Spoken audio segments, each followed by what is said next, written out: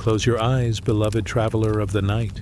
Tonight we drift across the veils of time, sailing through forgotten myths and sacred whispers. Ancient voices once spoke of what awaits us after the final breath, mysteries wrapped in stars, rivers, and eternal gardens. As the world outside grows quiet, we journey together into the afterlives of old, where Egyptian souls sail across moonlit waters, where Greek shades linger in dreamlike meadows, and where the fires of Zoroaster illuminate the path of the spirit.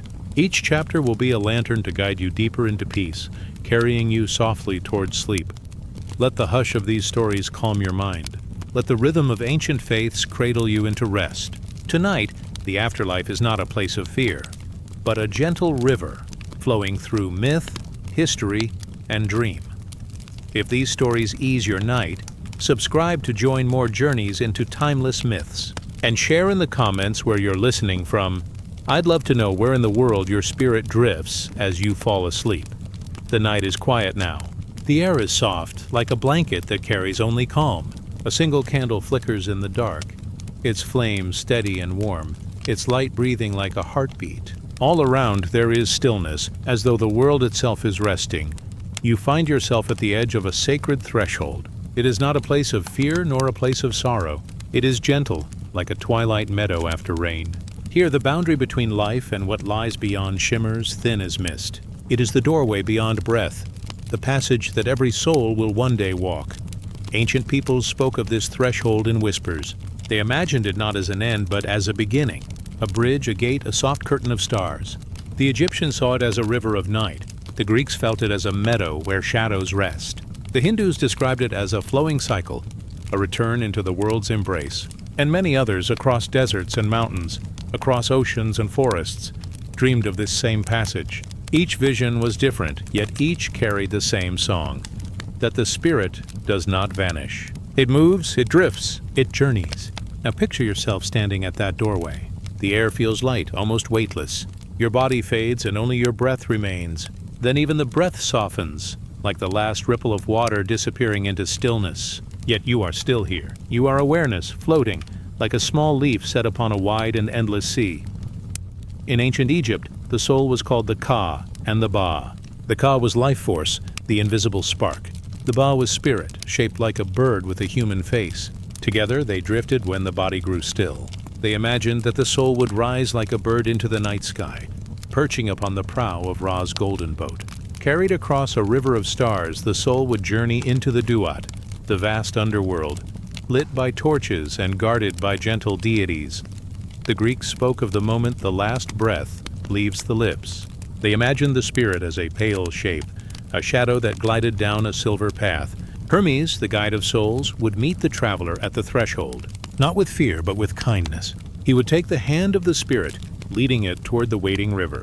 The river Styx, dark and still, flowing quietly between two worlds. Across it, the ferryman Charon drifted in his small boat, rowing slowly, patiently through eternal fog. No one hurried. Time itself slowed until the soul could rest in the thought that nothing was lost, only changed. The Hindus spoke gently of a cycle without end.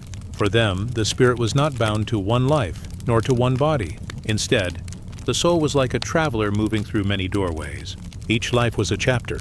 Each death was a pause, like closing a book before opening another. And so, to step beyond breath was simply to step into another form of being. To return once more, guided by karma, flowing like a river that always returns to the sea. The Celts, who lived among hills and mist, believed in the other world. They said it was hidden just beyond the veil of our world, shimmering like an island rising out of fog. At death, the soul would slip through this veil, finding itself in a place of music, feasting, and eternal youth. The passage was not frightening. It was like walking into a meadow lit with dawn, where the trees sang softly and the rivers sparkled as though made of crystal. Across Africa, in countless traditions, the soul was believed to step into the land of the ancestors. Death was not an ending, but a homecoming. When the breath fell silent, the spirit moved gently into the presence of those who came before. Grandmothers and grandfathers, families stretching back beyond memory. They welcomed the traveler not as a stranger, but as a beloved child returning. And the living, on earth, would keep speaking the names of the departed, keeping the bridge strong so no spirit was ever truly forgotten. The Norse imagined something different, yet still filled with wonder. To them, the soul left the body like steam rising from warm water. Some were carried to Valhalla, the great hall of shining shields.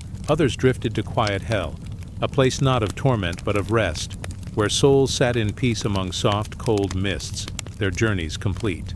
No matter where the spirit went, it was never alone. There were always guides, ravens, horses, gods, to walk beside the traveler in that first step beyond breath. So many visions, so many voices whispering across time. Yet all of them circle back to a single truth, that death is not silence. It is transition. It is a doorway into a wider sky. Imagine this doorway now. It does not swing or creak. It simply dissolves like mist before dawn. Beyond it, you see a field. The grass glows faintly, silver under a pale moon. A path stretches forward, soft underfoot, leading into the horizon. There is no fear here, only peace, only gentle steps carrying you onward. Your soul is light. It drifts the way petals drift on water. It drifts the way clouds drift across a soft summer sky. You are carried. You are held. The ancients believed that at this moment, the moment right beyond breath, spirits are met with kindness. Some meet guides, shining beings who walk beside them. Some hear music, distant yet familiar, like a lullaby remembered from childhood. Others feel warmth, as though the sun itself is rising again inside them. All paths lead toward rest. All paths lead toward home. Think of the stars now. They are older than any temple, older than any story, and still they shine every night, witnesses to the journeys of countless souls. Every culture looked upward and saw in those stars the same truth, that the soul, too, shines beyond darkness, that nothing, not even death, can extinguish light.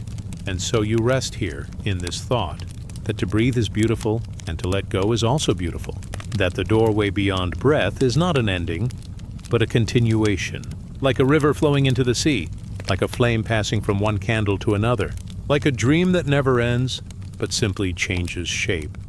The doorway stands open. There is no rush to cross it. It will wait, as it has waited for every soul before you. And when the moment comes, it will not be with fear, but with gentleness, like falling into the arms of night, like closing your eyes to sleep.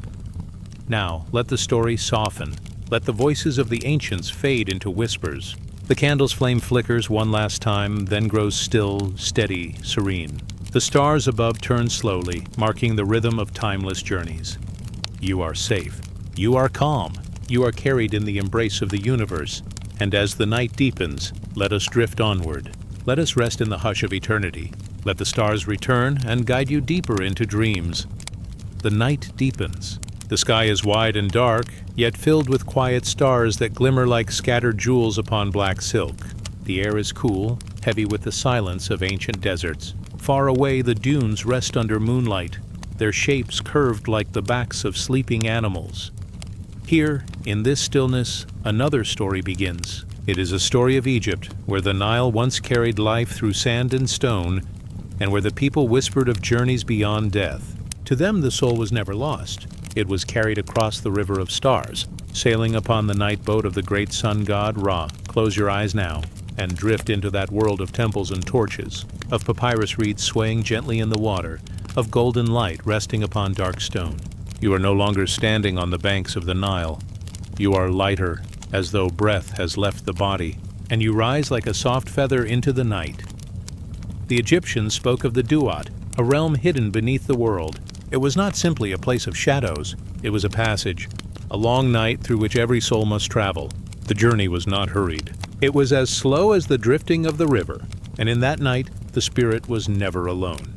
Picture the boat now. Its wood glows with gold, its prow shaped like the head of a falcon, its sails moving without wind. Upon it rests the soul, small and luminous, wrapped in the hush of eternity. And at the center, guiding through the darkness, sits Ra, the sun god, his presence bright even in night. Each evening, Ra descended into the underworld. He entered the mouth of the western horizon and sailed through the Duat. With him traveled countless souls, each beginning their own passage, each seeking light beyond the night. Together, they moved through caverns and gates, through tunnels lit by torches and guarded by divine forms. The journey was not a test to be feared. It was a path of transformation, Every star above mirrored a soul below, each glowing in the river of the sky. The living looked upward, and the dead drifted forward, and the two met in the silence of the night. Softly now, imagine yourself upon this boat. The water below is not of earth. It is dark, endless, shimmering like liquid glass. When the oars dip, rings of silver spread outward, like ripples of eternity. The boat does not sway harshly. It moves smooth and calm, as if carried by the breath of the cosmos itself. Along the shores of the Duat, shadows stand in silence. They are the guardians of gates, some with heads of jackals, some with wings like hawks, some with faces of fire. But their gaze is not cruel. They are keepers watching, waiting, ensuring that each soul passes safely. One by one, the gates open. The soul is allowed to move onward, deeper into mystery. Each gate feels like a heartbeat, a rhythm that marks progress through the night. And still the boat glides forward, never rushed, always steady. At last, the soul comes to the Hall of Truth. The air here is vast and still, like standing within a temple of stars. In the center rests a great scale. On one side, a single white feather. It is the feather of Ma'at, the goddess of balance, order, and harmony. On the other side, the heart of the traveler. The Egyptians believed the heart carried memory. It remembered every word spoken, every thought felt, every kindness and every cruelty. Nothing was hidden from the heart, and so it was placed upon the scale, weighed against the feather. If the heart was heavy with falsehood, it would sink. If it was light and pure, it would rise, balanced with the feather. This moment was not meant to frighten. It was a mirror of the soul's own truth. Those whose hearts were heavy would simply not pass on. Their journey ended in silence. But those whose hearts were light, those filled with gentleness and truth, were welcomed forward. They became free, their spirits shining brighter than before. Now imagine your heart upon that scale. It is quiet. It does not race. It simply rests, beating slowly, gently, like a drum at the far edge of the desert. It rises light as air. It balances with the feather, and then grows lighter still. The guardians bow their heads. The gates open wide. The path continues. The boat drifts on, and the night begins to glow. At first, only a dim horizon, a faint thread of gold. Then the darkness thins, and the waters shimmer. Ra's light begins to rise once more, for every night must end, and every journey through shadow must awaken into day. The Egyptians saw this as renewal. Every soul that passed the scales, every soul that drifted with Ra, rose again with the morning sun. The journey was not to vanish, but to join the eternal rhythm of light, to shine, like Ra, forever returning, forever guiding others through the dark. The Duat was not the end. It was the passage. It was the silence before the song, the darkness before dawn. It was the moment between heartbeats, where stillness holds everything. And so, the soul drifts onward. The boat glides across the last stretch of water. Above, the stars grow faint, their light fading into morning. The sky softens, changing from black to deep blue, from deep blue to pale gold. The sun rises, Ra ascends into the day, and the soul, purified, shines with him, a spark returning to the eternal flame. Now rest in this vision. The desert is quiet again. The river of stars has faded into dawn. The boat has carried its traveler through night, through silence, through judgment, into renewal.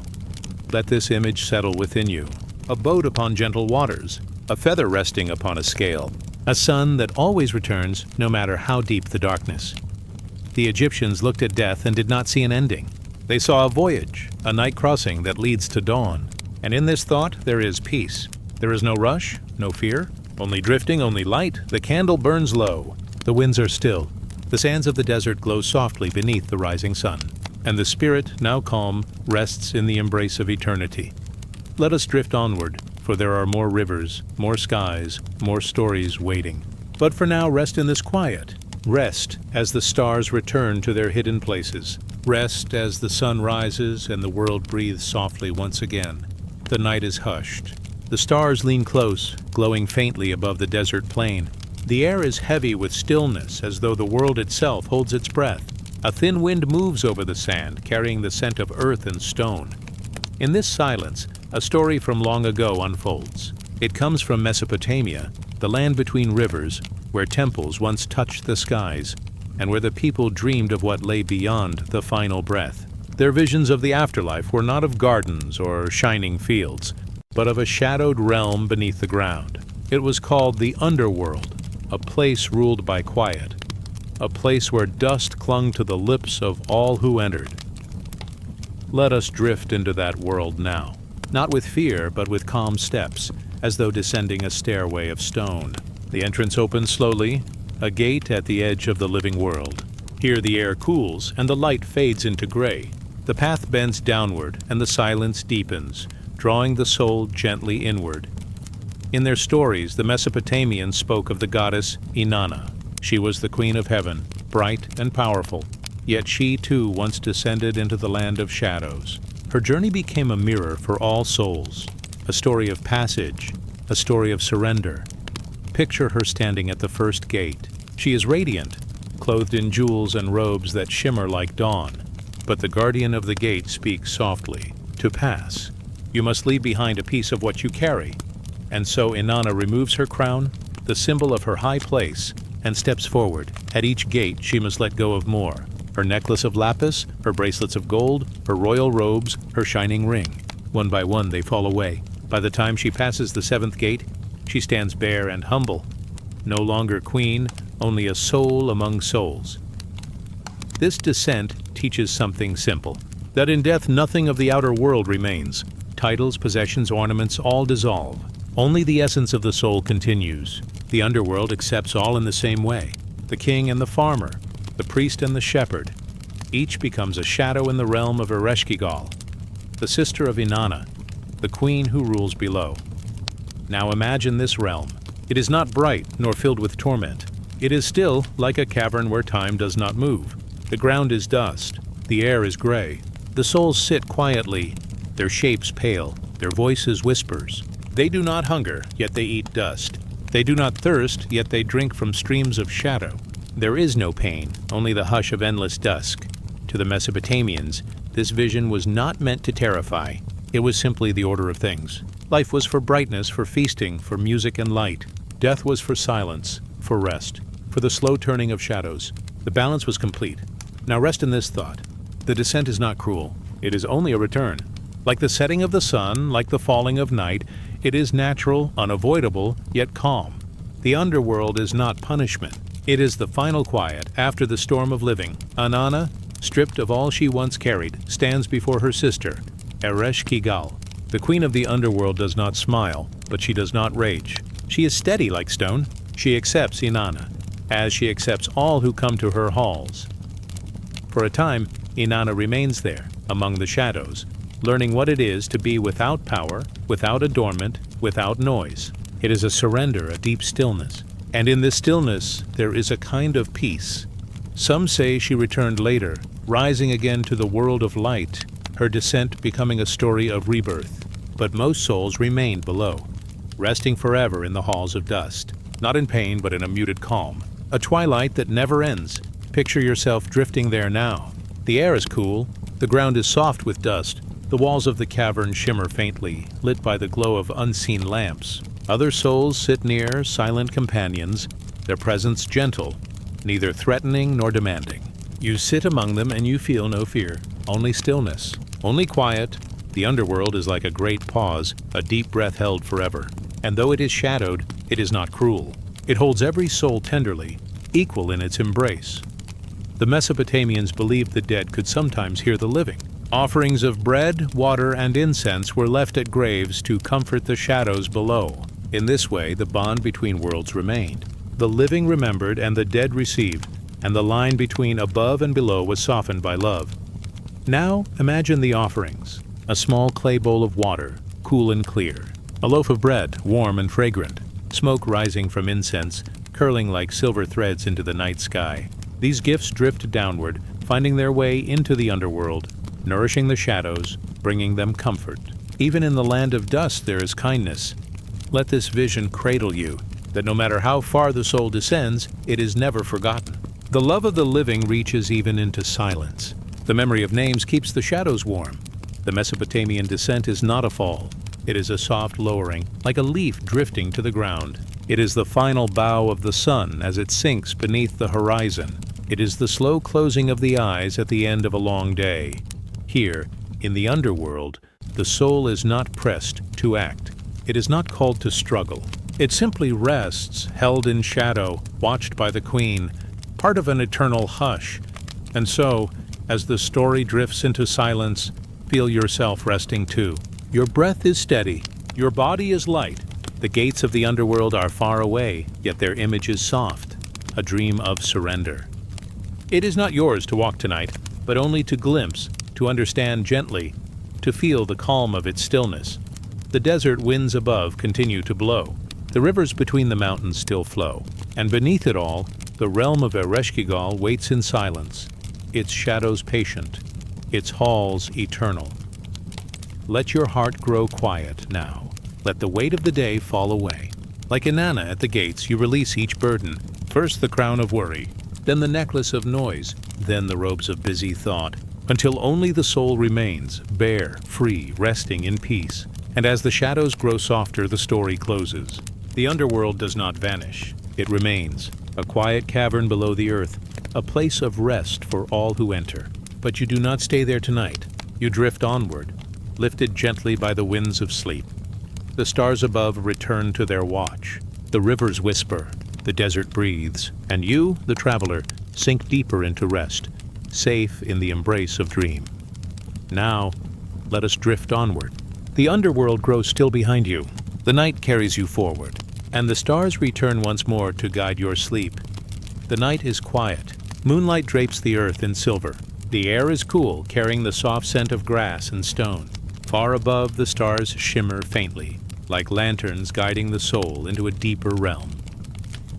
Close your eyes. Let the world around you fade. Step gently into another time, another vision, where the ancient Greeks spoke of what lies beyond. Not with fear, but with calm acceptance, they imagined the land of Hades. It was not only darkness, nor only sorrow. It was also a place of twilight meadows, where souls walked softly together, forever at rest. Let us wander there now, slowly, as though descending a gentle path carved into the earth. The air cools with every step. The sound of the living fades behind, and in its place rises the hush of eternity. At the threshold flows the river Styx. Its waters are black and glass-like, carrying the weight of oaths and memory. Here the ferryman waits. His name is Charon. In silence he holds his pole, guiding a small wooden boat. One by one, souls step aboard. Their eyes quiet, their hearts surrendered. You too drift onto the boat. The water does not ripple. It only glides, like ink spilling gently across parchment. No words are spoken, only the soft creak of wood and the whisper of the current. On the far shore, a wide plain stretches into endless distance. This is the realm of Hades. It is not cruel, only still. Above it hangs a pale sky, neither day nor night, but eternal dusk. And across the horizon spreads the field of asphodel.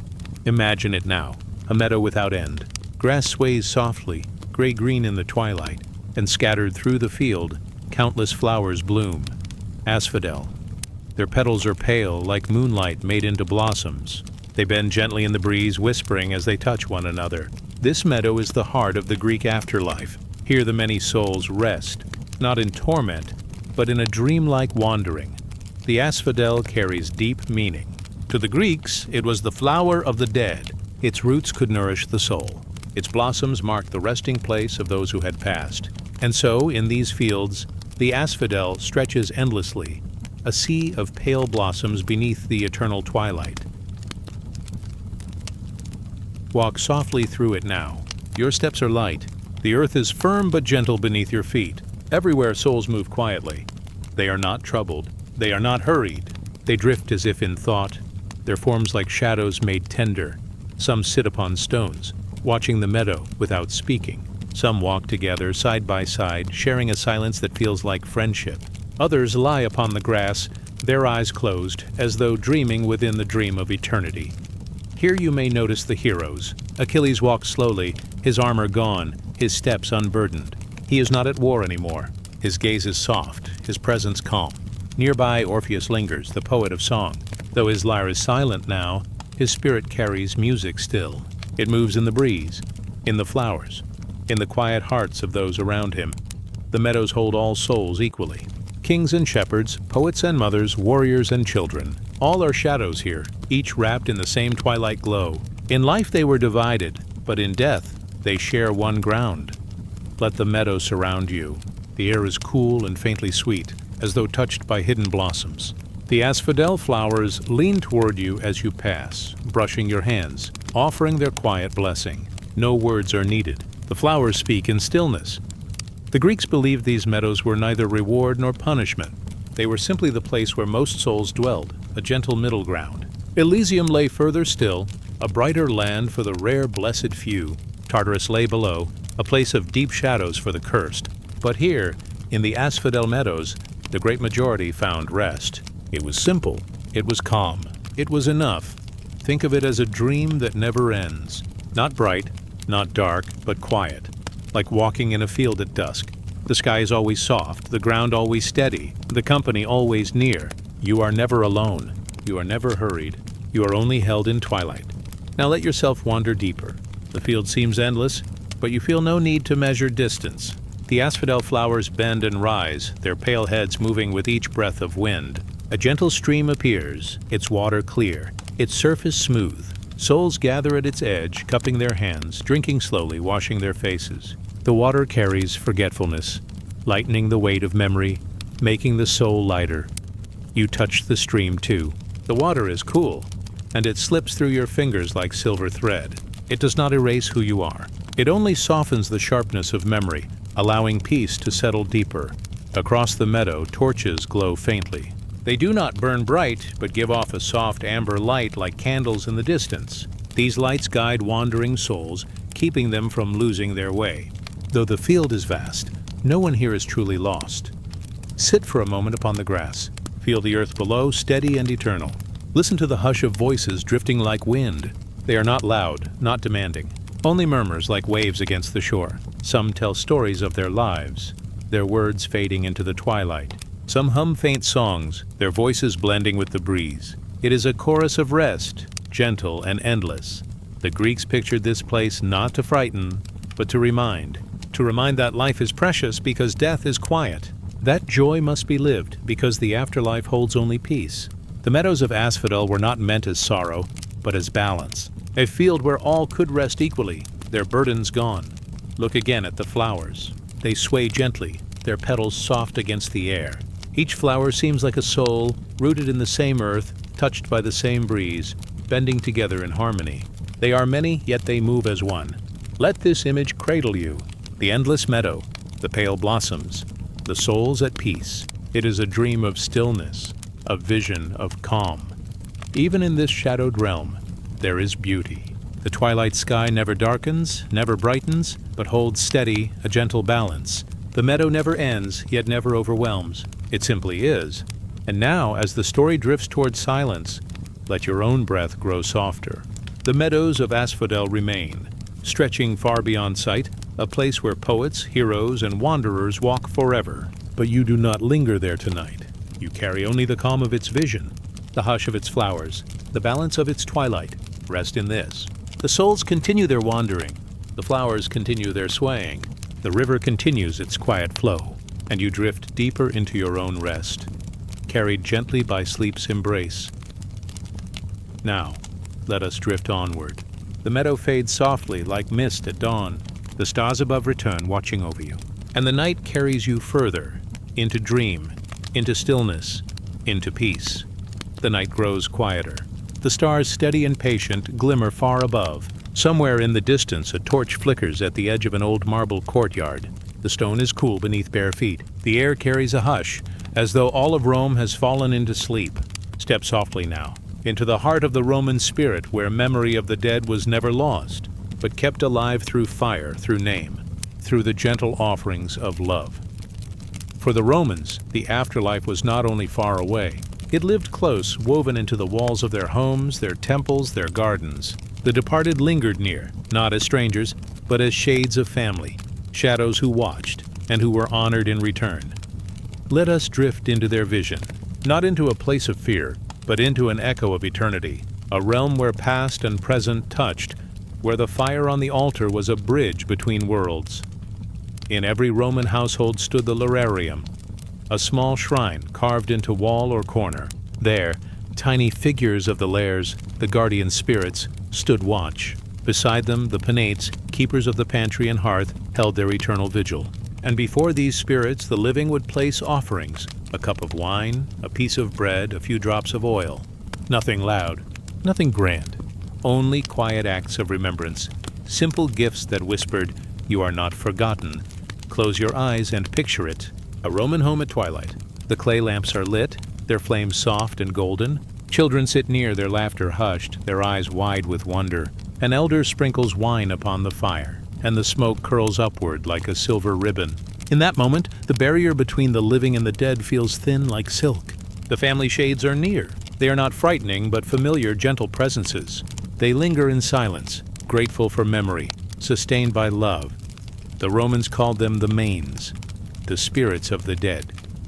Not lost, not gone, but dwelling quietly in the unseen realm. They were honored on special days, like the Parentalia, a festival of remembrance. For 9 nights, families would gather at tombs, laying flowers, sharing food, lighting lanterns. It was not a time of mourning. It was a time of belonging, a reminder that the chain of life did not break, but continued. Generation after generation, name after name, flame after flame. Now, let us drift further, beyond the shrines, beyond the festivals, into the greater vision of eternity the Romans carried.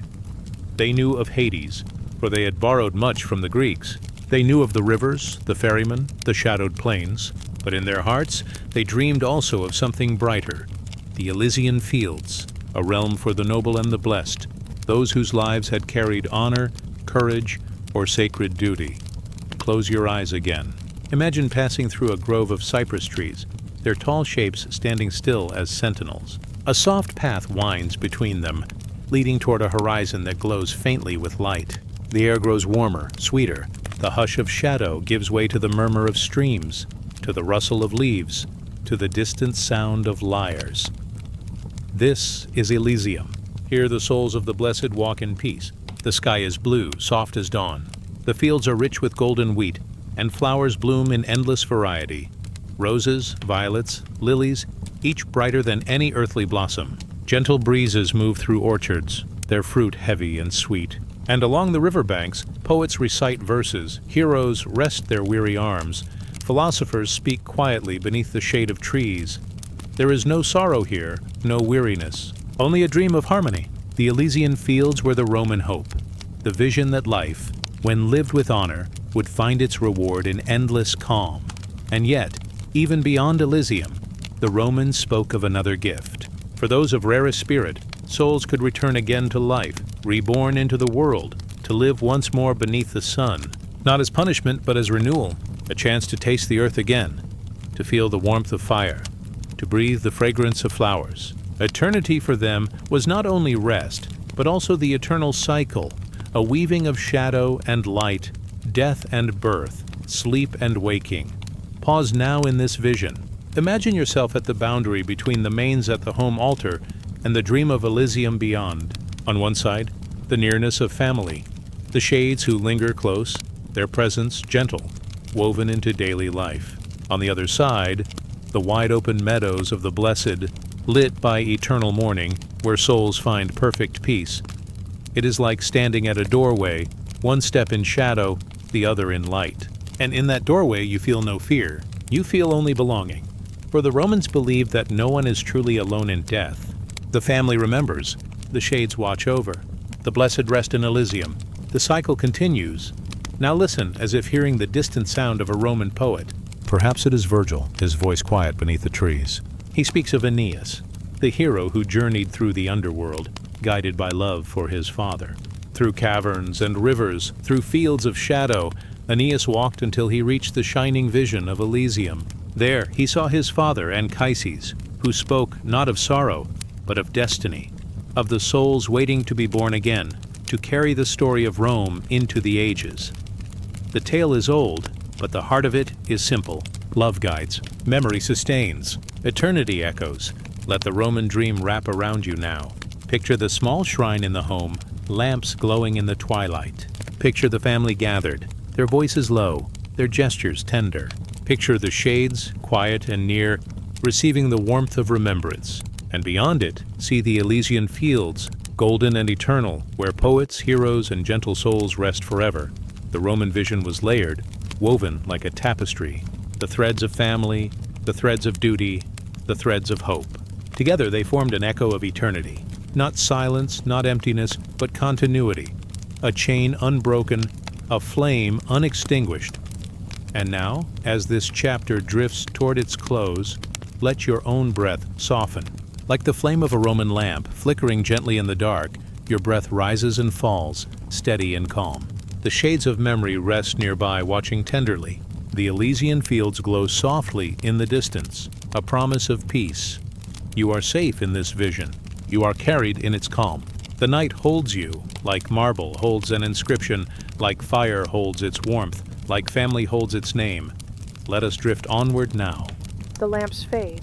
The fields grow misty, the torches of the underworld dim, and the stars return, steady above you, singing their quiet song. Rest now as the Roman echo of eternity settles gently in your heart. The night settles around you, soft as velvet. The stars drift like silver lanterns across the dark sky.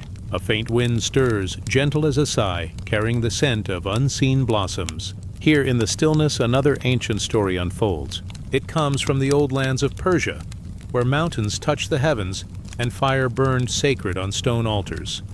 Listen as the silence deepens. Let your breath slow. Let the world around you fade, and allow the tale to guide you. Calm, steady, like a river carrying you towards distant shores. Long ago, people of Persia spoke of a crossing after death. They named it the Chinvat Bridge, the bridge of the separator. It was said to stretch across a vast gulf, connecting the living world to the unseen realms beyond. For each soul, the bridge appeared differently. For some it shone wide and golden, steady as earth beneath the feet. For others, it narrowed to a blade's edge, sharp, impossible, and full of shadows. The bridge was not built of stone. It was woven of light and truth.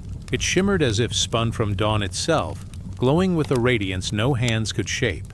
Across it, every soul would one day walk, guided not by force but by the weight of their deeds, the purity of their words, and the kindness of their heart.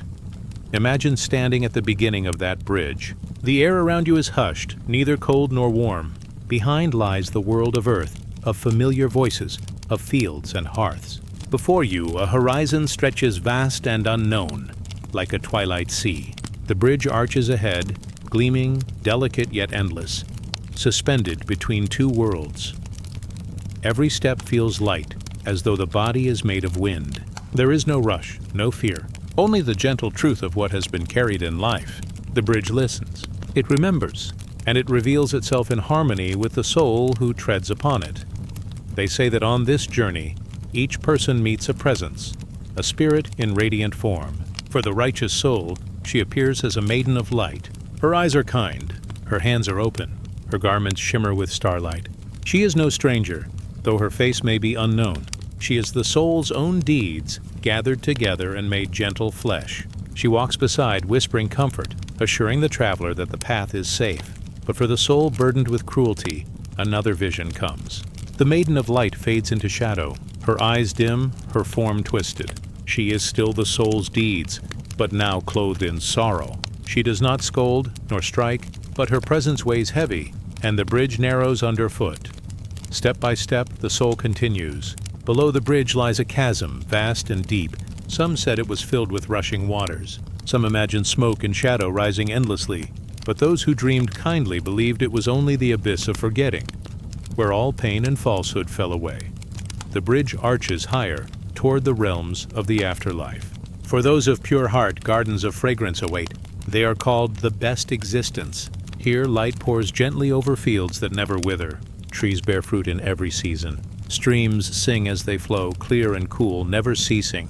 Souls rest here, embraced by peace, their laughter soft as wind through grass. For others, there is another resting place, darker, heavier. It is the worst existence, where the air is thick with smoke, and silence presses like stone. Here the soul feels its own deeds return, like echoes circling inward, not as punishment but as reflection. The shadows are only mirrors of the life once lived. In between, there is a space known as the Hamestagen. It is neither light nor dark, but twilight. Here dwell the souls whose lives were balanced, where good and ill weighed the same. They wait in stillness, neither suffering nor rejoicing, until the world itself is renewed. It is a meadow of quiet, where the stars above seem patient, like guardians of time. Close your eyes and imagine the journey again. The bridge of light stretches far, steady beneath your feet. The air is clear, touched by silence. The maiden of deeds walks beside you, her presence tender. The chasm below drifts away, like a dream dissolving.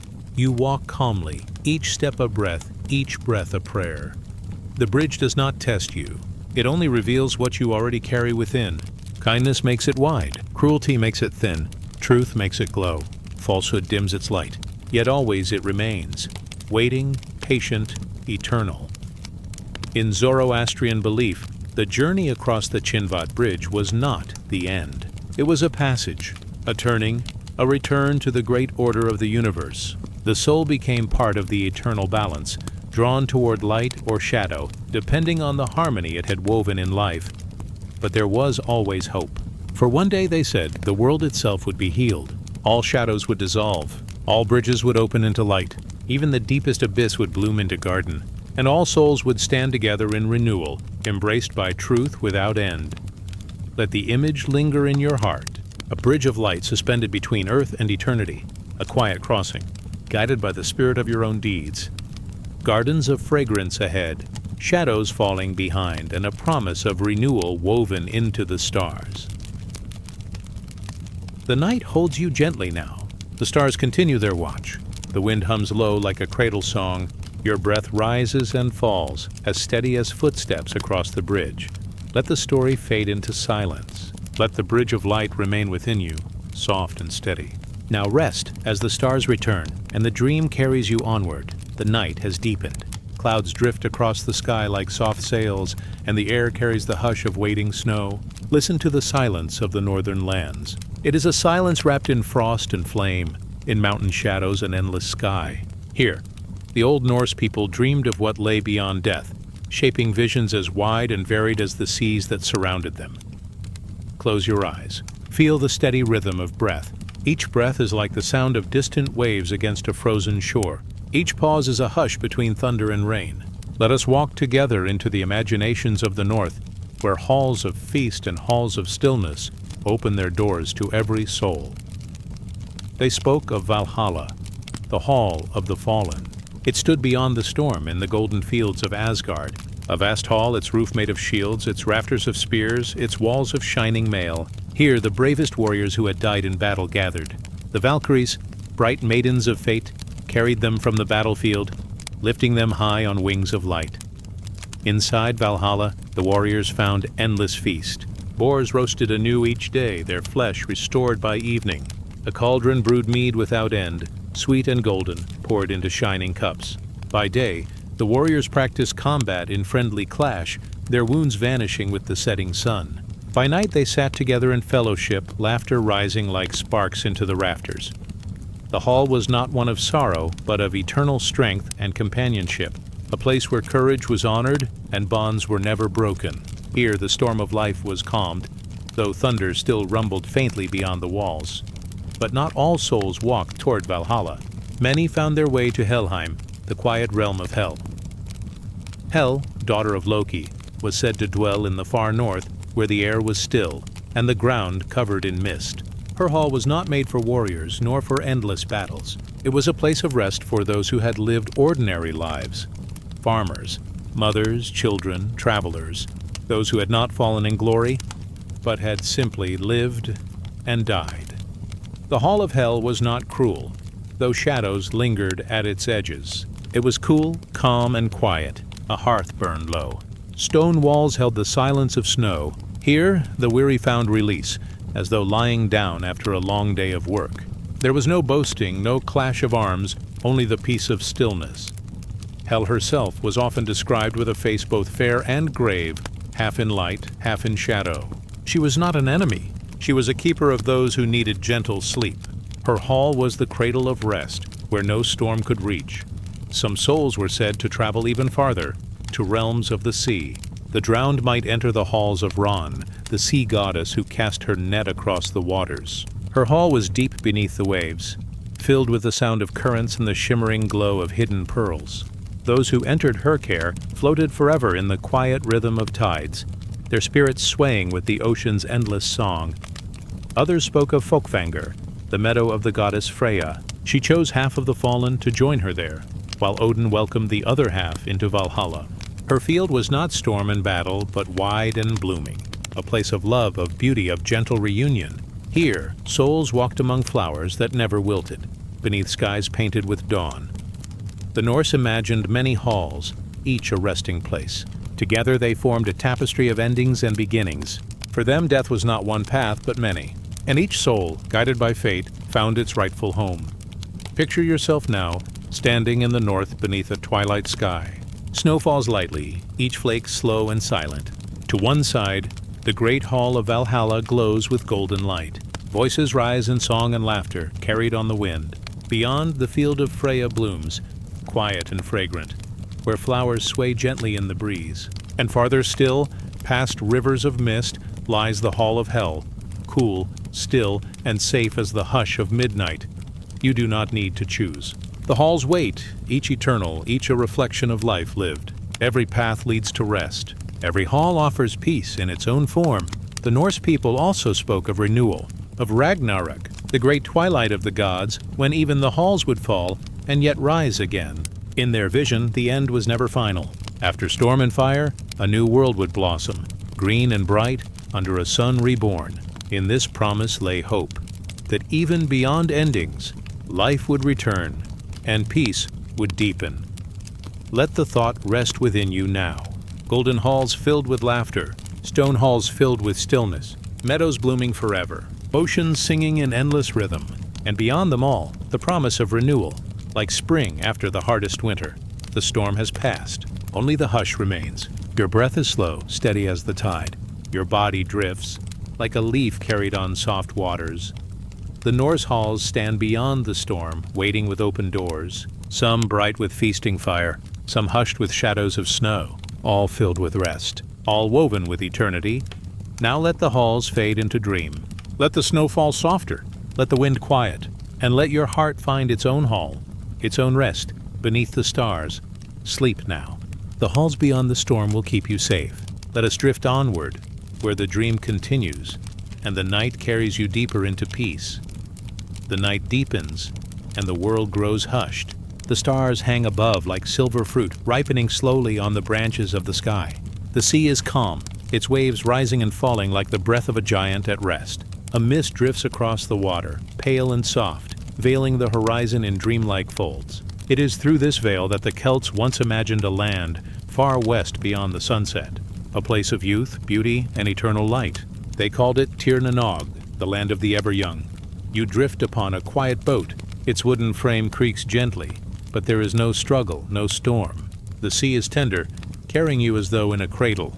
The mist folds around you, cool and delicate, brushing your face like a mother's hand. All sound fades except the low hum of water against wood. Your eyes grow heavy, yet the heart feels light. From the distance comes a glow, soft at first, like dawn hidden within clouds. The boat drifts toward it without effort, as though the sea itself is guiding the way. This is how the Celts dreamed of passage, westward, always westward, to the hidden isles beyond the world. In their telling, Tir na Nog was a place where time could not touch. The hair never grayed. The hand never shook. The body never grew weary. It was youth preserved, but not the restless youth of struggle. Rather a gentle, radiant state where beauty and joy flowed endlessly like a song with no end. The land itself was alive with wonder. Meadows stretched wide, jeweled with blossoms that never wilted. Rivers shone as though woven of silver. Trees bent with fruit, sweet and glowing, their branches heavy but never breaking. Everywhere music lingered, harps that seemed to play themselves, voices rising like birdsong. And in that land sorrow was unknown. No illness, no death, only harmony woven into every breath of air. Legends told of those who glimpsed Tir na Nog, travelers who rode upon white horses across the sea mist, sailors who vanished westward and never returned. One tale speaks of Oisin, the poet warrior, who was led to Tir na Nog by a maiden of golden hair. He lived with her there in joy and youth, never aging, never weary. Yet when he longed to return to Ireland to see his people once more, he discovered that centuries had passed in the mortal world. Time had flowed differently beyond the veil, and when he set foot on the soil of earth again, age came upon him in a single breath, and the dream of Tir na Nog slipped away like mist at dawn. But here, in the gentleness of night, there is no longing, no sharp return, only the drift, only the soft unfolding of dream. For the land of eternal youth is not far, nor unreachable. It lives within the hush of the heart, within the deep waters of sleep. The Celts saw the other world not only as distant isles, but as a nearness, a world behind the veil of mist, just beside the breath. It was not a heaven above, nor an underworld below. It was a world beside this one, touching it softly, like the reflection of the moon on water. Sometimes it could be entered through caves or beneath mounds of earth, or by stepping into a circle of standing stones at the right hour of night. But most of all, it was reached by the sea, by drifting west toward the glowing horizon where the sun fell each evening. Imagine yourself now stepping onto the shores of Tir na Nog. The mist parts. The air is filled with fragrance, a sweetness of flowers and honey. The ground beneath your feet is soft as moss. All around you, colors glow richer than any earthly hue, greens more tender, blues more pure, golds more radiant. In the distance you hear laughter, gentle and kind. Children play, their voices like bells. Elders, yet forever young, walk slowly through gardens, speaking poems to one another. The rivers sing as they pass, and the trees sway in rhythm with the music of the land. This vision, for the Celts, was not escape but promise, a reminder that beyond hardship lay a place of renewal. That beauty was eternal. That love could outlast the shadows of time. In the stories of Tir na Nog, the world of mortals and the world of spirit touched, like two waves meeting and mingling before parting again. And so, within this dream, you drift deeper. The meadows open wide, each flower shining with dew. A white horse grazes nearby, its mane flowing like silk. A silver harp leans against a tree, and though no hand touches it, the strings hum softly, filling the air with peace. The river glides at your side, its waters reflecting stars, not of this sky, but of a gentler, eternal one. You follow the river step by step until it widens into a lake, smooth as glass. Here swans drift, their wings glowing faintly as though lit from within. They turn their heads slowly, serenely, unafraid. Their song is silence, yet the silence soothes more than music. Night in Tir na Nog is not dark but luminous. The sky holds a pale glow as if caught forever in twilight. The air is cool yet never cold. Every breath is ease. Every step is weightless. Time has no hands here. The hour neither comes nor goes. It simply lingers, like the scent of flowers on a breeze. Let the thought cradle you now, that somewhere, in the endless imagination of the soul, there is a land beyond sorrow, beyond time, where every leaf shines with dew, every face with light, where youth is not the fleeting rush of years but the quiet glow of eternity. Tir na Nog, the land of the ever young, a place not far but near, hovering always at the edges of sleep. The mist begins to fold again, wrapping the land in its embrace. The rivers blur, the flowers fade, the twilight sky grows soft. Your breath deepens, your body grows still, and as the boat carries you back across the sea of dreams, you know the vision remains, gentle and eternal, within the hush of your heart. Now rest as the mists return. Now drift as the stars guide you onward. The land of youth is never lost.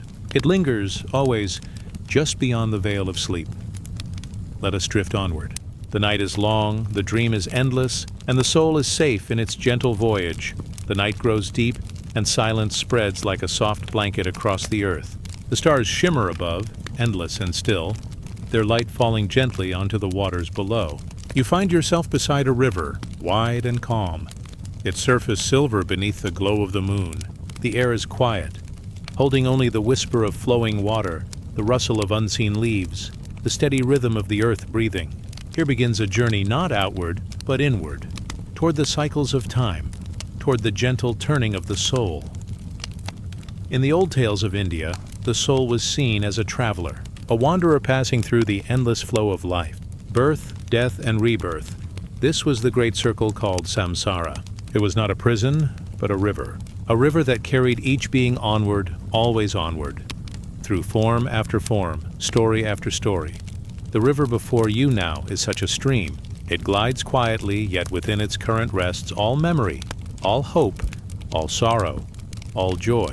Each drop is a life lived, each ripple a choice made, and still it flows, never breaking, never ending. You step closer, feeling the cool breath of mist rise from the waters.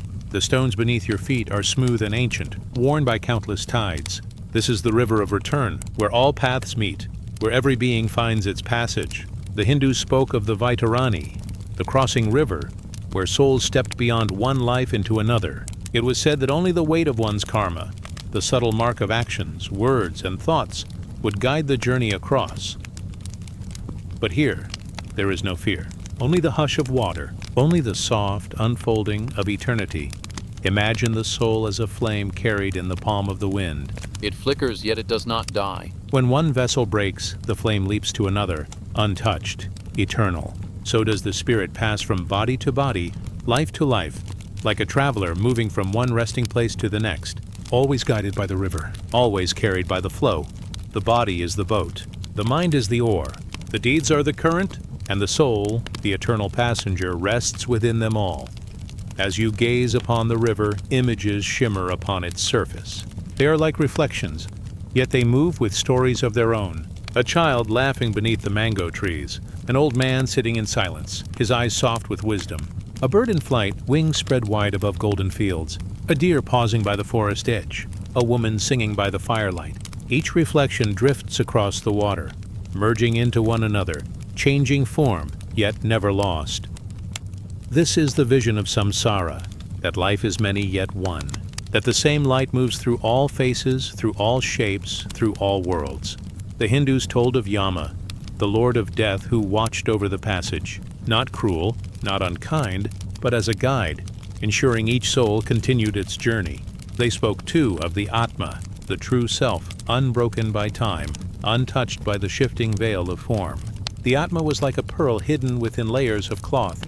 Though the cloth may change, the pearl remained. So does the spirit remain, though lives unfold like garments, worn and set aside. The river carries each soul gently, carrying not only memory, but the lessons of each life. Every kindness leaves a glow, every harm leaves a shadow. Together they shape the next vessel, the next story, the next step along the flowing path. You kneel by the river's edge. The water shimmers softly as though filled with stars. You dip your hand and it is cool, weightless, eternal. It runs through your fingers, yet it does not vanish. It returns to the stream, joining the whole once more. So too does every soul return, never separate, always part of the greater flow. The sound of the water is like a lullaby. It speaks without words, reminding you that nothing is truly lost, that every ending is but a bend in the river, that every departure is a return.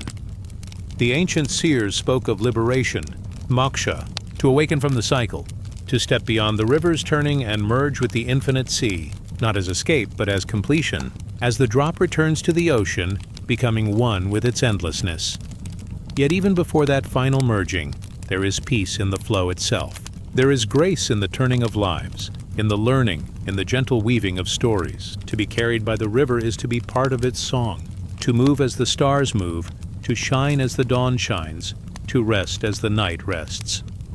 The river begins to widen before you. Its waters glow with a faint golden light, as though dawn were stirring within its depths. Figures move gently upon its surface. Some are carried by boats of light, their faces calm, their hands folded in prayer. Some drift like swans, wings brushing the waters, silent and serene. All are moving, slowly, peacefully toward horizons unseen.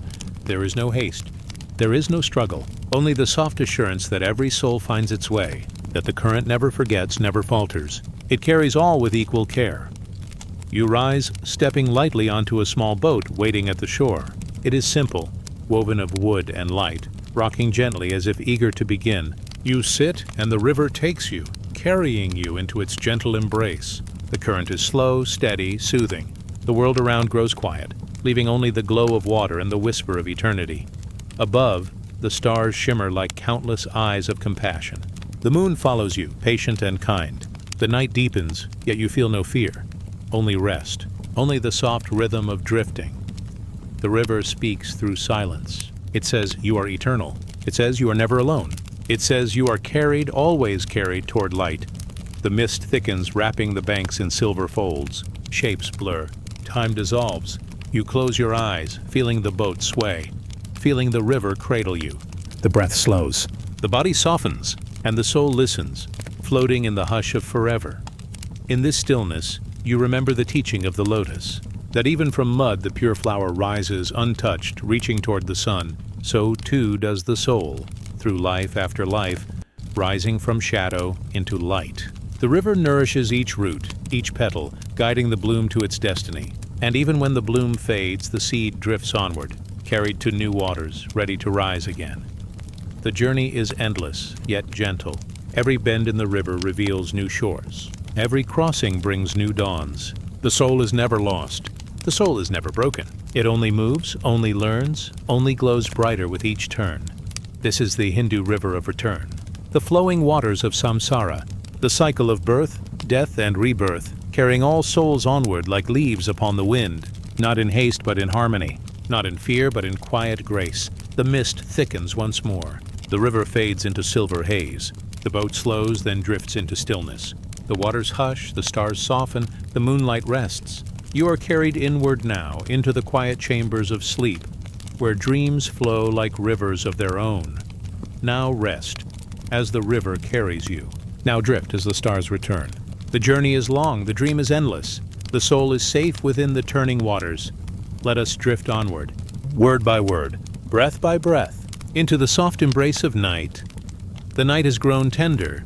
The sky is a quiet bowl of stars, resting above the stillness of earth. Moonlight falls like pale silk across the horizon, softening the edges of the world. You find yourself at the edge of a tranquil meadow, where the grass sways gently in the hush of the evening breeze. The air is cool, and each breath feels like a soft offering of peace. It is here, in this dreamlike calm, that the Buddhist realms open before you. Buddhist teaching spoke often of the wheel, samsara, the turning of existence. Not a straight path, but a circle, always moving, always returning. Birth and death, joy and sorrow, form and emptiness. The wheel turns, carrying every soul upon it, until the day when the wheel itself is left behind. That freedom, that stillness beyond turning, is called nirvana, a place not of distance, but of release. Like the silence between two notes of a song, endless and pure. Yet within the turning wheel, the realms of being unfold, not places of punishment or reward, but mirrors of the mind. They are dreamlands shaped by thought, shaped by the seeds of karma, shaped by the weight of desire and the lightness of compassion. And tonight, in the softness of this meadow, those realms open like lotus petals, each petal a world, each world a lesson. The first realm is one of gentle light. You drift across the meadow and find a grove of blossoming trees. Their petals fall like snow, yet the air is warm, golden, calm. This is a heavenly realm. Here beings rest in bliss, their lives filled with ease and beauty. The air hums with laughter, soft as wind chimes, and the fragrance of blossoms never fades. But even this joy, the Buddhist said, is not forever. Like spring, it passes. Even in bliss, the wheel continues to turn. The next realm rises like a city of stone and steel. Here, beings are strong, filled with pride and power. They are warriors, protectors, rulers of high towers. Their realm glows with energy, yet shadows stir at its edges. For with power comes struggle, and with strength comes rivalry. The realm of the Asuras is bright but restless, always reaching, never fully still. You linger only a moment, watching the shimmer of their halls, then drift onward. The third realm opens into the earth itself, the human realm. It feels familiar. Gentle hills, rivers winding, children laughing, the hush of dawn. Here joy and sorrow live side by side. There is hunger, but also kindness. There is loss, but also love. It is said this realm, though fleeting and fragile, is the most precious. For here the chance of awakening is strongest. Here, among imperfection, the soul learns compassion. Here the path to nirvana is closest at hand. Beyond it lies a land of longing. You see figures moving like shadows in the distance. Their bodies are thin, their faces weary, their arms reaching for food, for water, for comfort. Yet nothing satisfies them. Each taste vanishes, each sip turns to dust. This is the realm of the hungry spirits, the pretas, not cursed, but bound by unending desire, never finding peace. The sight is tender, and yet even here compassion shines. For every hungry spirit may one day be freed, lifted by kindness, carried toward light. The fifth realm is darker still. You enter a cave of fire and frost. Here, beings wander in anguish, flames rising, winds cutting, shadows thick. This is the hell realm. But unlike eternal torment, it is only a season, long but not forever. When the shadows are burned away, when old seeds of harm are spent, the soul drifts onward again. Even this realm is not endless. Even here the wheel turns, and then the sixth realm opens with gentle surprise. You find yourself among animals. Forests deep with birdsong, fields where deer graze under sunlit skies, rivers filled with silver fish. It is a realm of instinct, of simplicity, of quiet lives. There is danger, yes, but also harmony. The turning of nature, the rhythm of life and death felt in its raw and honest form. The realm of animals is humble, yet filled with its own quiet beauty. These six realms, heavenly, warrior, human, spirit, hell, and animal, together form the circle of becoming. Each is like a dream. Each is like a reflection in water, real yet fleeting, shaped not by fate, but by the gentle law of cause and effect. What is sown becomes what is lived. What is given returns, and so the wheel continues. But beyond these realms, beyond the wheel, lies the stillness of awakening. The Buddha spoke of it as nirvana, like a flame that no longer flickers in the wind, like a lake without ripples, clear and still. It is not a realm, not a place, but a freedom from all places, a resting beyond birth and death, beyond fear and desire. The great peace, unshaken, timeless. As you drift, the meadow around you begins to dissolve. The realms fade into one another, soft as morning mist. The trees, the cities, the rivers, the caves, all become one great turning wheel, glowing faintly in the night sky. You watch it spin slowly, gently, without haste. Its spokes are made of light. Its rim shines like the moon. And within its turning, every soul rests, moving toward wisdom, moving toward peace. You close your eyes. You feel the wheel not as a weight, but as a lullaby. Each turn is a breath, each breath a life, and every life a step closer to awakening. There is no rush. There is only the steady rhythm of compassion, carrying all beings forward. The stars above lean closer, their glow soft and kind. The moon lowers, wrapping the meadow in silver. The night grows deeper, yet safer, like the arms of a gentle guardian. Now the realms fall silent. Now the wheel slows to stillness. Now the breath drifts like a river, calm and sure. The Buddhist realms of rest are not far. They are within you. They are around you. They are dreams, waiting to dissolve into the light of nirvana. Rest now, as the stars return. Rest as the wheel carries you gently onward. Rest as silence deepens, word by word, breath by breath.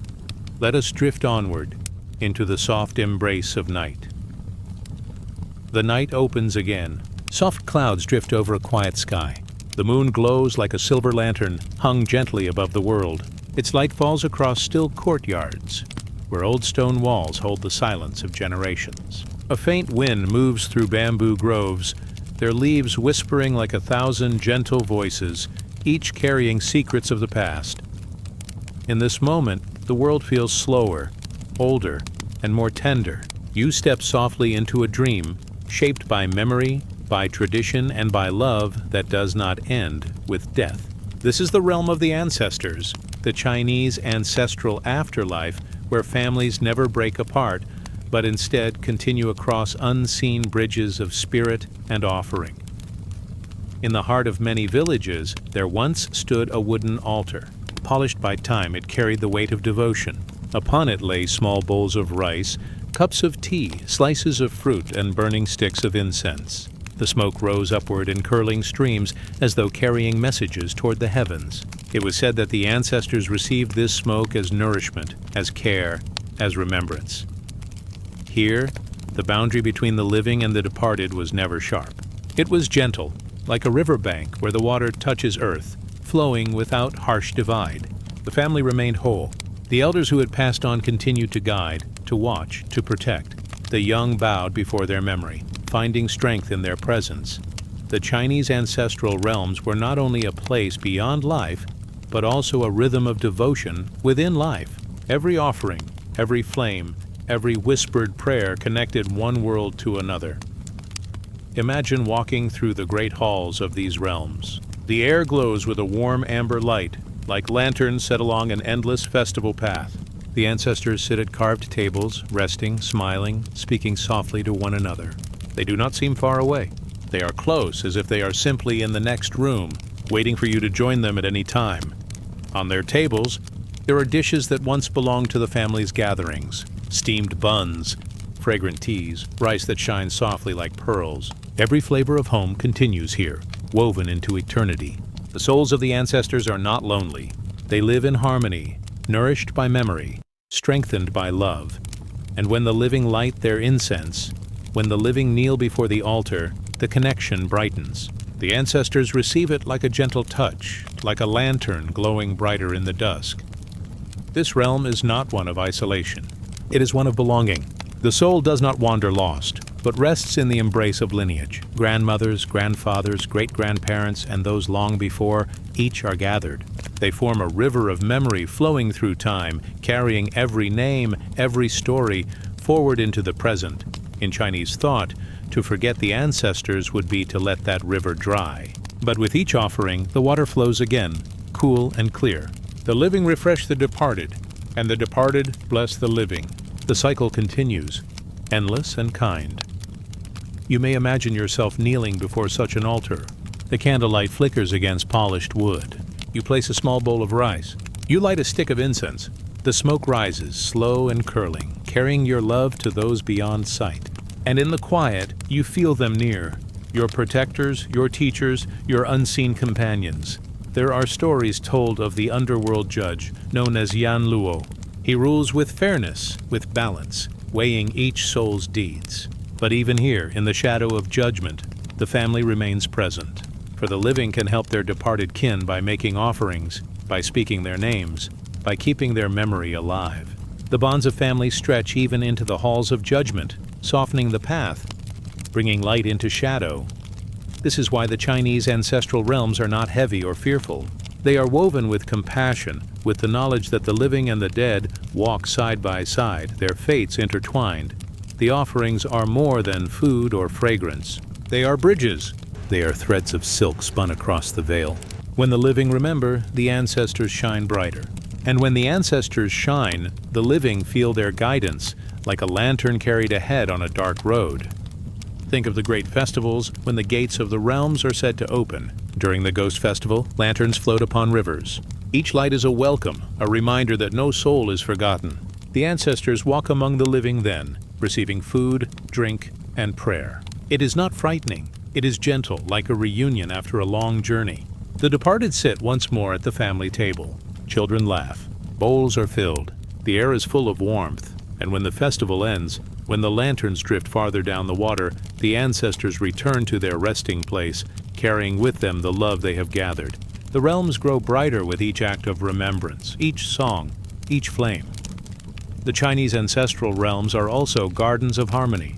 It is said that the souls there find balance as the yin and yang weave together. Light and shadow, rest and movement, silence and song, all meet in stillness. The ancestors walk in quiet fields, where plum blossoms bloom even in winter, where pine trees stand tall against every season. Streams flow clear and endless. The air is always gentle, always calm. In such gardens there is no hurry. Time is like water that pools and glimmers, without rushing forward. Here the ancestors rest, yet they are never far. For whenever incense is lit, whenever a child bows, whenever a family speaks their name, the garden opens its gate, and the ancestors step through. As you drift deeper into this dream, imagine those gardens now. A stone path winds through willows. Lanterns glow softly along the way. The air carries the scent of sandalwood and tea leaves. Every step is light, effortless, safe. At the end of the path, there is a hall where the ancestors wait. They smile, their faces kind, their eyes full of quiet recognition. They do not need words. Their presence is enough. You bow. They place a gentle hand upon your shoulder, and in that touch you feel that you belong, not only to this moment, not only to this life, but to the great river of time itself. Slowly the night deepens. The smoke of incense curls upward, then fades into the still air. The offerings remain upon the altar, glowing in candlelight. Somewhere, across the veil, the ancestors receive them, their hearts at peace. The river of memory continues to flow. The bond of family continues to shine. The realms remain open, calm, harmonious, and you may rest now. The ancestors are near, as steady as stars, as constant as the turning of the moon. They whisper their blessings, carried on the wind, woven into your dreams. So close your eyes. Breathe gently. Feel the river of time carrying you forward, safe and unbroken. The ancestors walk beside you. The night holds you. The dream deepens. Let us drift onward, into silence, into peace, into sleep. The night lies open. A blanket of stars rests across the sky, each point of light steady and eternal. The air is quiet, touched only by the soft hum of unseen winds. In the distance, the shadow of mountains curves gently, their peaks rising like silent guardians beneath the moon. You are drifting now, as though walking through a dream carved in stone and song. The path beneath you glows faintly, made of obsidian dust and scattered petals. It leads you into an ancient vision, into the heart of Aztec belief, where the soul and the sun are woven together in one eternal journey. In the world of the Aztecs, life was not separate from the sky. Every dawn the sun rose because it had been carried, guided, and nourished. Every dusk it fell, only to travel through the unseen realms of night. And with it, the souls of the departed moved too, sharing the sun's path, carried through cycles of trial, light, and return. The sun itself was not only a star. It was Tonatiuh, the radiant lord, the giver of warmth, the keeper of life. His light was the thread that bound the worlds together. To live was to walk beneath his glow.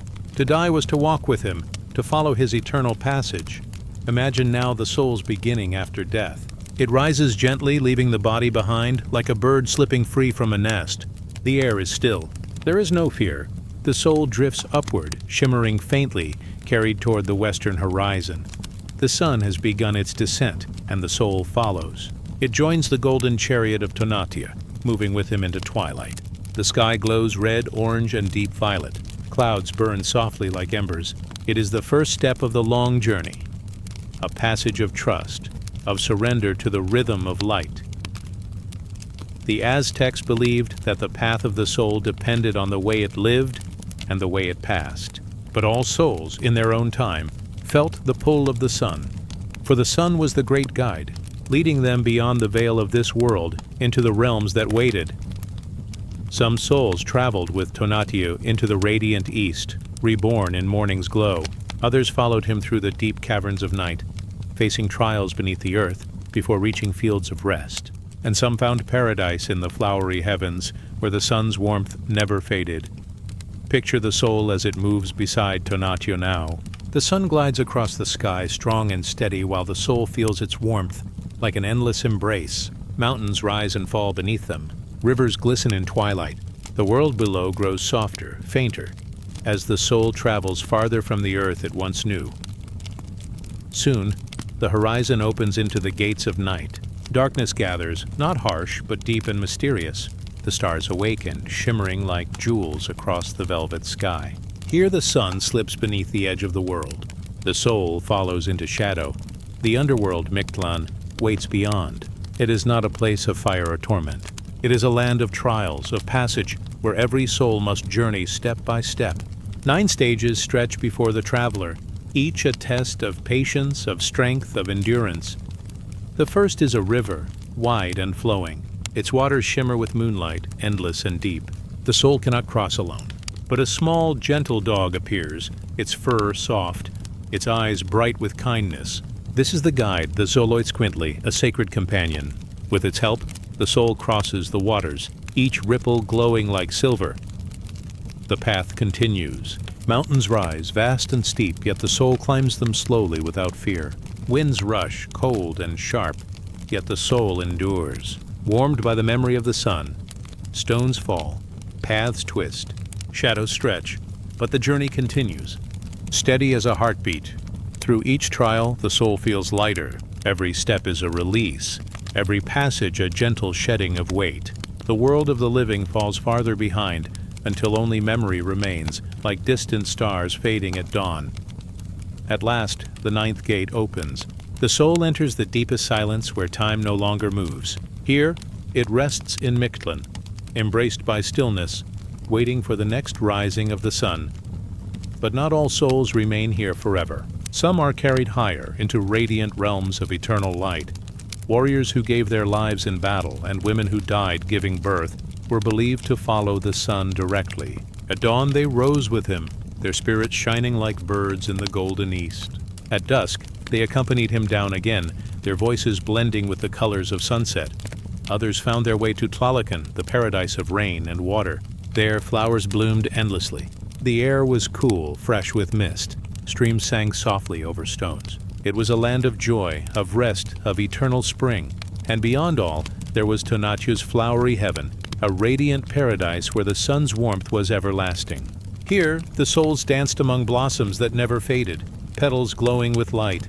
Every step was soft, every breath filled with sweetness. It was a place of eternal dawn, where the sun forever smiled upon his children. Imagine now that the soul has reached this paradise. It walks through fields of golden marigolds, their scent gentle, their colors like small suns scattered across the earth. Butterflies drift in slow, graceful patterns, wings shining like fire and sky. The air glows with endless morning, never fading, never harsh. Here, the soul is at peace. There is no hunger, no thirst, no sorrow. The sun's warmth is constant, wrapping every being in a gentle embrace. The flowers sing without words, their fragrance a hymn of rest. Time does not pass. It only circles, soft and kind, like the turning of the sun itself.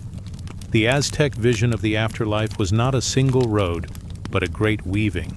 Some souls rested in Mictlan, finding silence. Some rose with Tonatiuh, shining as birds in the dawn. Some dwelled in Tlalocan amid waters and blossoms, and some basked in the eternal gardens of the sun. But in all paths, the sun was present. His journey mirrored the journey of every soul, rising, falling, disappearing, returning. Day after day, the cycle continued, carrying life, carrying memory, carrying light. As you drift deeper into this story, picture yourself walking with the sun. His chariot glows with golden fire, yet it does not burn. It warms you, steady and kind. The sky opens wide, filled with colors that shift and breathe. Every breath you take feels lighter. Every step feels softer. The sun does not hurry. He moves slowly, endlessly across the heavens, carrying you with him. You feel the rhythm of his path, upward, downward, through light, through shadow. It is a rhythm as old as time, as gentle as sleep. Now the night is deeper. The stars shine brighter, each one a memory of the souls who have traveled before. The air is still, the world hushed. The sun rests beyond the horizon, hidden yet faithful. He will rise again, and the souls with him. You may rest too. Your breath is steady, your body light. The dream carries you forward, safe in the sun's embrace. You drift among flowers, among rivers, among radiant skies. The journey is gentle, eternal, and kind. Let your eyes close. Let your thoughts soften. The sun's warmth is with you, even in shadow. His light will return always. Now rest, as the stars return. Let us drift onward, into silence, into peace, into sleep. The night is quiet. High above, the stars shimmer with a clear, steady glow. They seem close, as if resting on the shoulders of the mountains. The air is thin and cool, touched by the breath of the Andes. Snow gleams faintly on distant peaks, reflecting the silver of the moon. You drift upward, carried by the rhythm of wind and stone. The mountains cradle you, their slopes rising like guardians of eternity. Every step feels lighter, as if you are being lifted into a dream, woven by earth and sky. Here begins the journey into the Incan afterlife, into the fields of forever. In the Incan vision, life and death were not separated by fear. They were bound together like the day and the night, like seed and harvest. To live was to walk with the mountains. To die was to return to them, to join the ancestors who rested within their peaks. The people believed the soul would travel upward after death. It rose from the body like mist rising from the valley at dawn. It floated toward the Apus, the great mountain spirits who watched over villages and fields. These spirits were both protectors and guides, welcoming the soul into the new land. Imagine the path before you now. It winds along the ridges, narrow yet steady. Stone terraces unfold below, carved into the hillsides with care, their steps filled with crops. Corn stands tall, golden in the sunlight of memory. Potatoes, quinoa, and beans rest in rows, nourished by the soil. The soul walks here without hunger. It moves gently, surrounded by abundance. For in the Incan fields of forever, the departed live much as they did in life, yet without hardship. The land is always fertile, the rivers always full. Rain falls softly when needed, and the sun shines warmly when it is time. The journey of the soul is not lonely. It is guided by ancestors who wait with open arms. They appear like familiar figures, faces softened by kindness, voices like the wind and the grass. Their presence is steady, calming, as they lead the soul higher into the fields of eternity. Along the way, llamas graze peacefully on the slopes. Their wool shimmers like clouds drifting across green meadows. Birds circle overhead, their wings catching the light, guiding the soul as spirit messengers. The condor, great bird of the Andes, rises on wide wings, a symbol of the link between earth and sky. Its flight is steady, eternal, carrying prayers upward to the sun. The Incas believed that the dead lived on, not in some distant land, but close, within the world itself. Their mummies were kept in homes or temples, honored with offerings of food, drink, and song. The ancestors were not gone. They shared in daily life, advising, protecting, blessing the living. Death was a return, a homecoming, a reunion with those who had gone before. And so, in the afterlife, the fields of forever are filled with family. Around stone hearths, flames flicker gently, casting warm light on familiar faces. Food is shared, laughter rises softly, and songs echo like flowing water. The soul feels no separation, only belonging, only peace. Picture the great sun above, Inti, Father of Light. His rays stretch across the sky, golden and endless. In life, the Incas worshipped him with rituals, dances, and offerings. In death, the soul rests beneath his glow, forever warmed, forever nourished.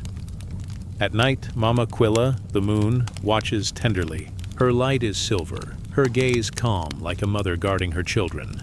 She bathes the mountains in peace, her glow reflecting on the rivers that weave like silver threads through the valleys. The soul walks in her light without fear, guided by her gentle presence.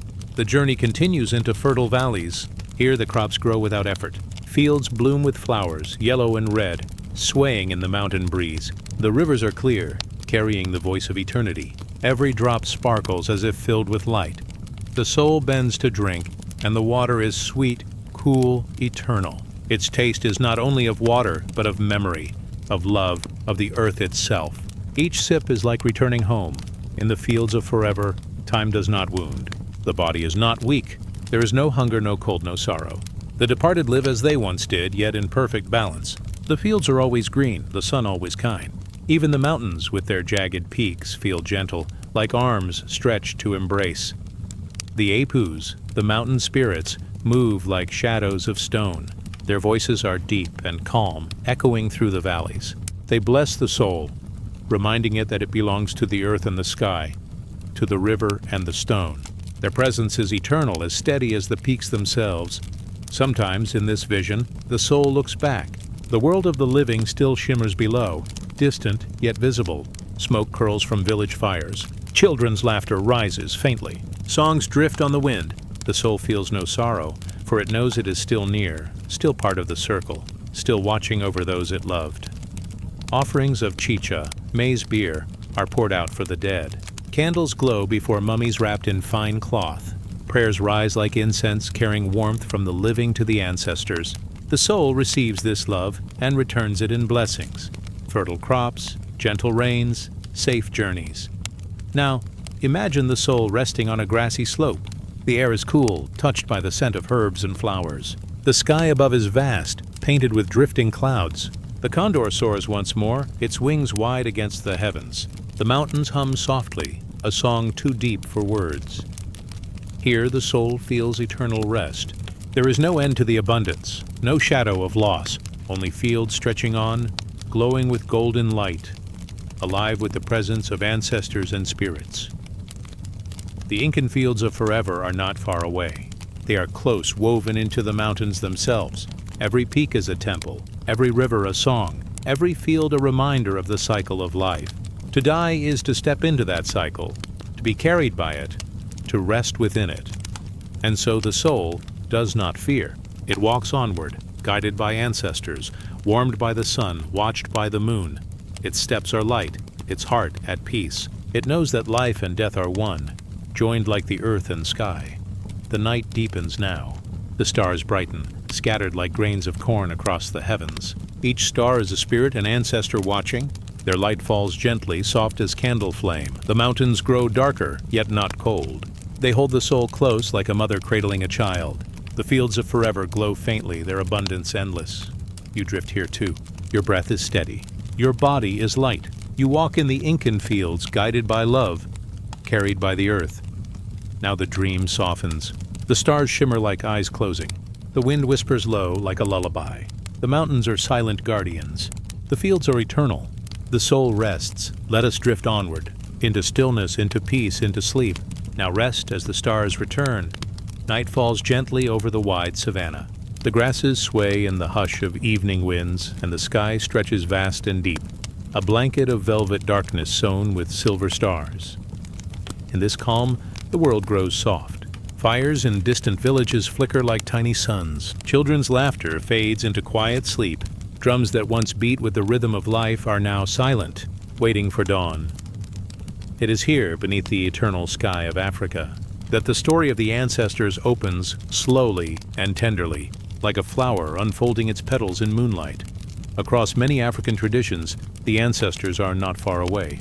They are not lost. They are not gone. They are near, woven into the wind, woven into the earth, woven into the spirit of every living being. When the people light a fire, they feel the ancestors seated close, sharing the glow. When the rains come to heal the land, they see the ancestors' blessing in the drops. And when dreams arrive in the deep of night, they know it is often the voice of the ancestors, speaking with care, guiding with love. The living and the departed are bound, not by walls or gates, but by a bridge of remembrance. Every prayer, every offering, every quiet whisper into the night air crosses that bridge. The ancestors hear and they answer, sometimes in silence, sometimes in signs, always in presence. In stories told by elders, there are gates where the living may pass softly into the realms of the ancestors. These gates are not made of stone or wood. They are made of moments, the hush before dawn, the glow of the evening fire, the rhythm of drums that echo into the stars. At these moments, the veil between worlds thins. The living may sense a grandmother's voice, a father's laugh, a child lost too soon. All come gently, as though stepping through a doorway that needs no lock, no key. The ancestors do not come to frighten. They come as guardians. They come as guides. They come as a river of memory, flowing beside the living, always near. In villages and homesteads, people set offerings at shrines. Food, drink, and small tokens are placed with respect. The smoke of incense rises into the night. The fragrance drifts upward, and with it, a prayer.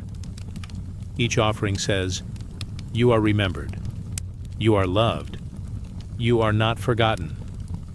The ancestors receive these gifts, not with hunger, but with joy. They feast upon remembrance itself, for to be remembered is to be alive still, woven into the heart of the living. Beyond the gates, in the spiritual realms, there are wide fields and endless rivers. The earth is rich, green, abundant. Here the ancestors walk freely. They sit beneath vast trees whose roots dig deep into sacred soil. The rivers glisten under eternal light, never running dry. The animals of the wild move peacefully, lion and gazelle, elephant and bird, sharing the same eternal ground. The ancestors live as they once did, but without pain, without hunger, without sorrow. They live in balance, in a land that is always fertile, always singing with life.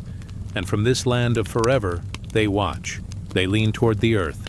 They listen to the living. They walk beside the traveler, though unseen. Dreams are rivers between the two realms. When a child dreams of a grandmother smiling at the edge of the firelight, the village knows the ancestors are speaking. Dreams carry warnings and blessings. Dreams bring visions of paths to follow, or dangers to avoid. But above all, dreams carry love. For in the quiet of sleep, the ancestors come nearest. They enter gently without doors, without steps. They rest in the dreamer's mind, offering wisdom in silence, or in stories that unfold like song. Every village, every family, rests under the gaze of its ancestors. The people know that no one is ever truly alone. When a child takes a first step, the ancestors are smiling. When a field is planted, the ancestors bless the soil. When sickness comes, the ancestors give strength to endure. And when danger rises, the ancestors are shields, turning harm away. Their hands are unseen, but their presence is steady. Even the wind across the grasslands is said to be the whisper of ancestors, reminding the living, you are not forgotten. You are never without us. Across the year, festivals of remembrance are held. Songs are sung, drums rise into the night. Children dance in circles, their feet stirring the dust, their laughter carried upward. In these festivals, the ancestors are honored. Stories are retold of heroes, of mothers and fathers, of those whose names carry wisdom. The people believe that during these times the gates between worlds open wider. The ancestors step closer, joining the dance, their joy woven with the living. It is not the sadness of death that fills these moments. It is the warmth of togetherness. It is the knowledge that love never dies. The African gates of ancestors teach that life is a circle. The living one day become ancestors. The ancestors were once the living. The circle does not break. It continues forever. Each new birth is a thread in this circle. Each farewell is not an end, but a return to the wider family of spirits. This truth rests like a quiet song, humming beneath every heartbeat, reminding all that no step is ever taken alone. Now the fires of the villages burn low into embers. The drums are silent. The grasses sway in the night breeze. The ancestors remain, their watch unbroken. They stand at the gates, smiling, guarding, blessing. Rest now as the stars gather over the savannah. Rest as the ancestors whisper gently through the wind. Let their voices carry you like a lullaby of earth and sky. Let their presence comfort you, soft as the night. For the gates are always open, and the ancestors are always near. Drift onward into calm, into rest, into the dream fields where love never ends. The night opens wide like a vast, gentle ocean. The stars are scattered across the sky, each one glowing softly, as though it were a lantern placed by careful hands. The air is still, as though the earth itself is waiting, waiting for a story, waiting for a song, waiting for the soul to settle into quiet. Here, in this hush, we step into the final chapter, a chapter that gathers every path, every river, every hall, every mountain, and every field that humankind has dreamed of. It is the universal garden of rest. In this garden, there are no walls, no gates that separate one people from another. Every tradition, every song, every prayer that ever rose into the night flows here, like rivers meeting at the sea. The grass is soft beneath the feet. Flowers bloom in every color imagined, and some colors that belong only to dreams. Their fragrance drifts gently on the breeze, calming, sweet, like the memory of childhood laughter. Birds rest on high branches. They do not sing loudly here. They murmur softly, a chorus of peace. Water moves slowly, silver and clear, through streams that never run dry. Each stream carries whispers of stories, tales of ancestors, of gods and spirits, of loved ones who walked before. As you walk deeper, you notice how every culture's dream of eternity finds a place here. From the east comes a river, lined with lanterns that glow in memory. The lanterns drift upon the water, each one a prayer, each one a soul. From the west comes a field, endless and golden, where wheat sways in gentle wind. It is the field of harvest, the place where the tired find rest, where hunger has no home. From the south rises a mountain, its peaks glowing with eternal snow. At its summit, spirits gather in silence, watching the earth with love. And from the north stretches a hall, pillars rising like trees, a fire burning at its heart. Here voices echo, singing songs of reunion. All these visions meet in the garden. None are lost, none are denied. They weave together like threads in a vast cloth, making a pattern of belonging. In the center of the garden flows a great river. Its waters shimmer as though filled with starlight. Every soul who comes here crosses its gentle current. The river is not a barrier. It is a passage. It is the soft hand that carries you from the weight of life into the ease of forever. Boats drift across, carved not of wood, but of light. They hold each traveler carefully, like a cradle, and as the boat glides, the soul sees reflections in the water, faces of family, teachers, friends, even strangers who once offered kindness. They shine for a moment, then dissolve into ripples of light. The river delivers every soul to the meadow beyond. There, the garden spreads wide, waiting with open arms. Beyond the river, there is a meadow filled with gentle light. Here, reunions bloom like flowers, a mother's arms open. A father's smile shines. A child runs across the grass, laughing once more. Loved ones who were lost to time are found again, not in sorrow, but in joy. Here, there is no aging, no breaking, no illness. Every face is whole. Every voice is strong. Every embrace is eternal. This meadow is not bound to one people nor to one story. It belongs to all. Every culture, every land dreamed of this place. And here, in the universal garden, those dreams join hands. At the heart of the meadow stands a tree. Its trunk is wide, its roots stretch deep, and its branches reach the stars. The tree is memory. It holds the stories of the world. Every leaf is a life lived. Every branch is a family line. Every root is an ancestor's gift. Souls gather beneath its shade. They listen to the wind move through the leaves. The wind carries stories of rivers crossed, of journeys made, of songs sung by firelight. The tree does not wither. It does not fall. It is eternal, like the love it represents. In the universal garden of rest, there is no fear of tomorrow. There is no weight of yesterday, only peace, only presence, only the gentle rhythm of eternity. Time moves like the tide here. Souls may walk among flowers, or sit by the river, or rest beneath the tree. There is no rush, no burden, no need. Every soul is cradled, every soul is safe. The garden itself seems to breathe with them, in and out, a quiet lullaby of creation. Above the garden, the sky is not only night, not only day. It is both, woven together. Stars shine brightly, but the sun also glows, soft and golden. The moon floats nearby, silver and calm. This sky belongs to no single world. It is the sky of all creation. It reminds every soul that they are part of something vast, something timeless, something filled with wonder. The stars are not distant. They feel close, like lanterns hung in branches overhead. Each one is a spirit. Each one is a memory. Each one is a light that never fades.